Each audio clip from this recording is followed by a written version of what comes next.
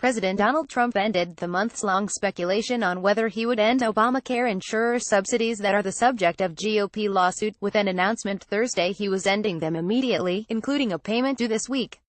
While the question of their legality was still being hashed out in court, Trump has made clear his convoluted political reasoning behind ending them, that it would put pressure on Democrats to cooperate with his attempts to dismantle the Affordable Care Act. The Democrats' Obamacare is imploding. Massive subsidy payments to their pet insurance companies has stopped. Dems should call me to fix. Donald J. Trump at Real Donald Trump, October 13, 2017. But it's still not clear how much bargaining power his blatant move to sabotage the ACU marketplaces really brings him. Democrats, after his announcement, remained stalwart that they believed Republicans now own the healthcare system, and all the chaos Trump causes in it. If anything, it's Republicans who are split on how to respond to Trump's move. In this, politically, he's in much worse shape than we are, Minority Leader Chuck Schumer DNY said on a conference call with reporters Friday. The American people, even a large number of Republicans, are on our side in terms of improving the system, not destroying it. So I don't think he has much leverage to threaten or bully. The subsidies are known as cost-sharing reduction payments, and they subsidize insurers for keeping out-of-pocket costs down for low-income individuals. House Republicans sued the Obama administration in 2014, claiming the payments were illegal because they hadn't been appropriated by Congress. Regardless of how that case would have concluded, Trump, in his comments about ending the subsidies, didn't give the sense that Congress' power of the purse was his primary interest. As far back as April, Trump has threatened that ending the subsidies would be a tool for him to bring Democrats to the Obamacare repeal negotiating table. He repeated the argument on Friday, while alleging that insurance companies were already rich and they didn't support his election.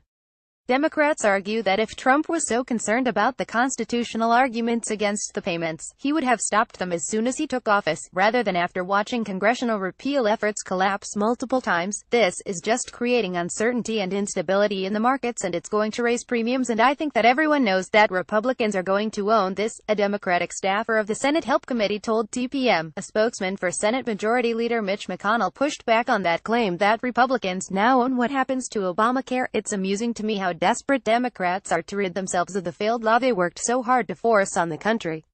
You'd think they'd be proud of it, the spokesman, Don Stewart, told TPM via email. The irony is that a bipartisan deal being worked on in the Senate to continue the subsidies, or even, perhaps, an affirmative statement from Trump that the payments would go on, would have had some political upsides for Republicans as they headed into the 2018 midterms. Since some insurers have already priced in a premium increase for 2018 assuming the payments would be withdrawn, continuing the subsidy payments would have set up the potential for premium rates to come back down the following year, which would have been announced before Americans headed to the polls. Instead, there's a solid chance that insurers who didn't plan for termination of the subsidies will exit the marketplaces this year due to the shortfall, while Americans, particularly those whose premiums aren't subsidized by Obamacare's tax credits, will see their premiums spike. A Congressional Budget Office analysis on what would happen if the payments ended found that premiums would rise 20% next year, while 5% of Americans would live in areas without any ACA insurers.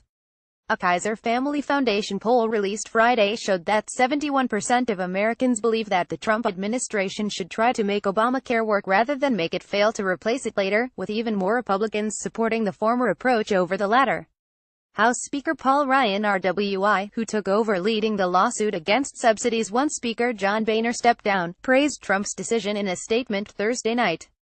Other GOP House members, albeit Republicans who are retiring next year, criticized the move, as did Sen. Susan Collins RME, who voted against Senate GOP repeal efforts. I think the president is ill-advised to take this course of action, because we at the end of the day will own this, Rep.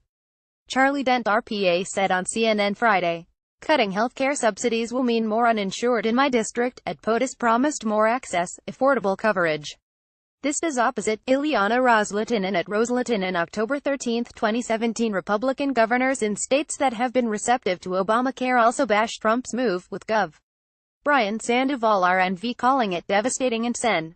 Charlie Baker RME labeling it the wrong decision. There is still a chance that subsidies are revived by a bipartisan fix that help Chairman Lamar Alexander RTN and Ranking Member Sen.